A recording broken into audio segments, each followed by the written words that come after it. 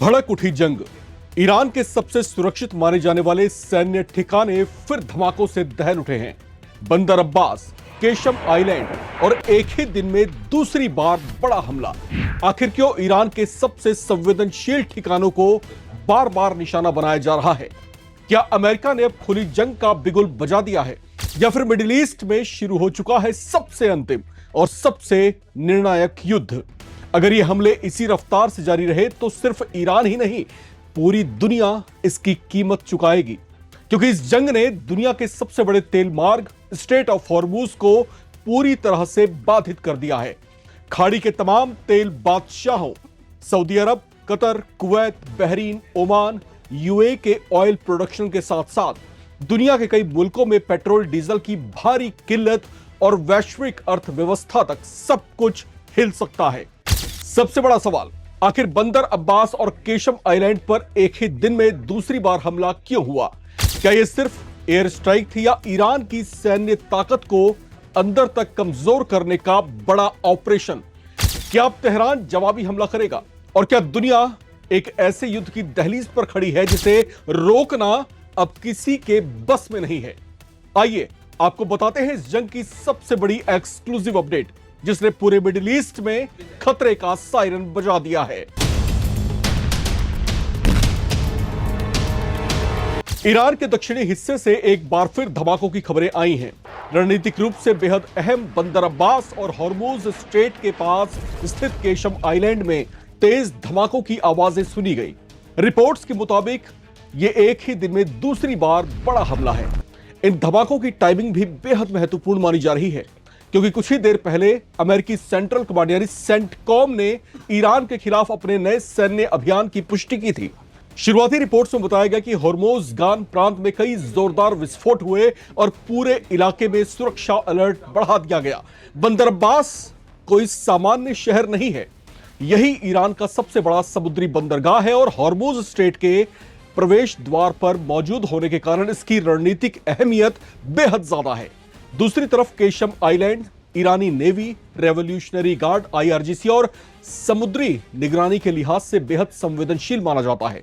ऐसे में अगर इन इलाकों पर लगातार हमले हो रहे हैं तो इसका सीधा मतलब है कि संघर्ष अब केवल बयानबाजी तक सीमित नहीं रहा, बल्कि सैन्य दबाव लगातार बढ़ाने की कोशिशें की जा रही हैं। इस बीच अमेरिका का कहना है कि उसके ताजा हमलों का मकसद ईरान की उस सैन्य क्षमताओं को कमजोर करना है जिनका इस्तेमाल हॉर्मुज स्ट्रेट में जहाजों और समुद्री यातायात को निशाना बनाने के लिए किया जा रहा है। दूसरी ओर ईरान इन हमलों को अपनी संप्रभुता पर सीधा हमला बता रहा है और जवाबी कार्रवाई की चेतावनी भी दे चुका है। दोनों देशों के बीच लगातार बढ़ती सैन्य गतिविधियों ने पूरे पश्चिम एशिया को हाई अलर्ट पर ला दिया है। सबसे बड़ी चिंता हॉर्मुज स्ट्रेट को लेकर है। दुनिया के बड़े हिस्से का कच्चा तेल इसी समुद्री रास्ते से गुजरता है। अगर यहां सैन्य टकराव और बढ़ा या समुद्री यातायात प्रभावित हुआ तो इसका सीधा असर केवल ईरान या अमेरिका तक सीमित नहीं होगा। अंतरराष्ट्रीय तेल बाजार, वैश्विक सप्लाई चेन और एशिया के कई दूसरे देशों की ऊर्जा सुरक्षा पर भी इसका सीधा असर पड़ सकता है। हाल के दिनों में तेल की कीमतों में बढ़त और जहाजों की आवाजाही में कमी को लेकर भी चिंता जताई गई है। फिलहाल सबसे बड़ा सवाल यही है कि क्या ये हमले आने वाले दिनों में और बड़े सैन्य अभियान की शुरुआत है? क्या ईरान जवाबी कार्रवाई करेगा? और क्या हॉर्मुज स्ट्रेट को लेकर दुनिया एक और बड़े संकट की तरफ बढ़ रही है? इन सवालों के जवाब आने वाले कुछ घंटे या कुछ दिन तय करेंगे, लेकिन इतना साफ है कि बंदर अब्बास और केशम में हुए ताजा धमाकों ने मिडिल ईस्ट की जंग को एक बार फिर बेहद खतरनाक मोड़ पर ला खड़ा किया है। यहां पर अब सबसे बड़ा सवाल जो है दुनिया के सामने यह भी है कि अब इससे किस तरीके से बचा जाए। दुनिया भर के जो तमाम बुद्धिजीवी हैं लगातार इस बात पर चिंतन मंथन कर रहे हैं, लगातार इस दिशा में विचार कर रहे हैं कि आखिर इस युद्ध का निष्कर्ष या फिर इसकी परिणति कैसी हो सकती है, क्योंकि पूरी दुनिया इस जंग के कारण तनाव में है। कुछ लोग ऐसा भी कह रहे हैं कि कहीं ये तृतीय विश्व युद्ध को ट्रिगर ना करने का कोई ऐसा बहाना ना बन जाए, क्योंकि यहां पर जिस तरह के खतरे अब लगातार बढ़ते जा रहे हैं और जिस तरीके से दुनिया भर के तमाम देश इससे आहत और प्रभावित हो रहे हैं, तो कहीं ना कहीं दुनिया अब इसको बेहद गंभीरता से लेने लगी है। खास तौर से जो साउथ एशिया के देश हैं, जो अपनी अधिकतर ऊर्जा क्षमता के लिए और अपने ईंधन की जरूरतों को जो है पूरा करने के लिए खाड़ी के इन्हीं देशों पर निर्भर करते हैं, खास तौर से उनकी अर्थव्यवस्था पर इसका बहुत बुरा असर पड़ सकता है।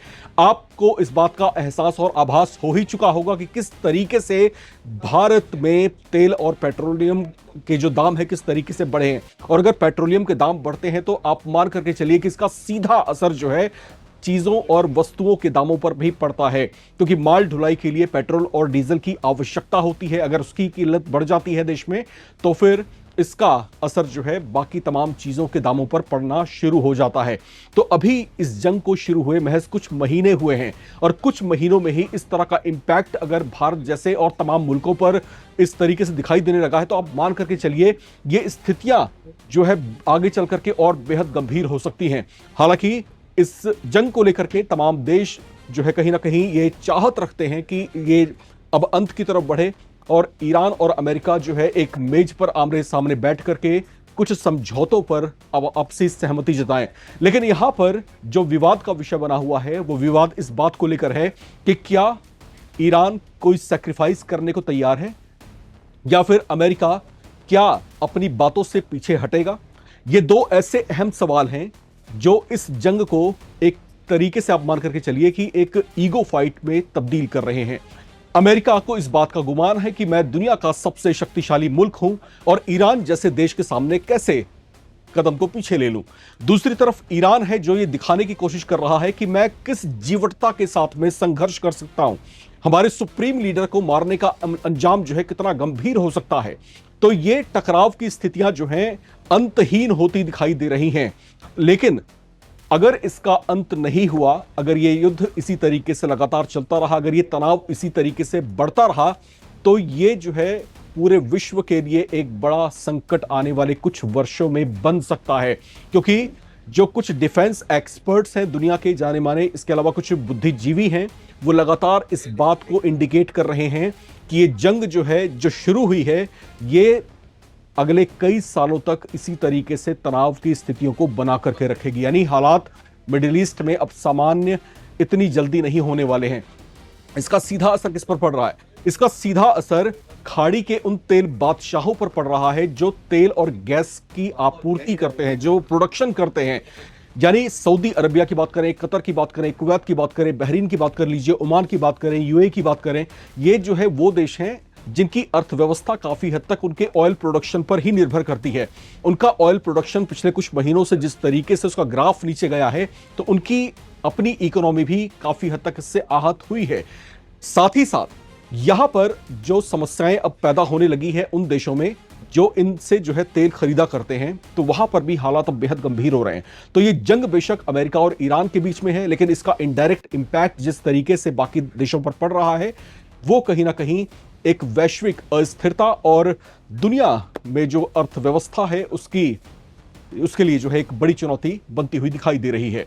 तो यहां पर आप तमाम दर्शक नवभारत टाइम्स जो देखते हैं, आपके सामने हम जो है तमाम जो है पल पल की अपडेट लेकर के आ रहे हैं। अब आप बताइए आखिर क्या कुछ हो सकता है, क्या होने की संभावनाएं हैं? क्या ये जंग इसी तरीके से चलती रहेगी? अगर ये जंग नहीं थमी तो फिर इसका अंजाम क्या होगा? आपके अपने दिमाग में क्या चल रहा है? लिखकर कमेंट बॉक्स में जरूर शेयर करें। देखते रहें नवभारत टाइम्स।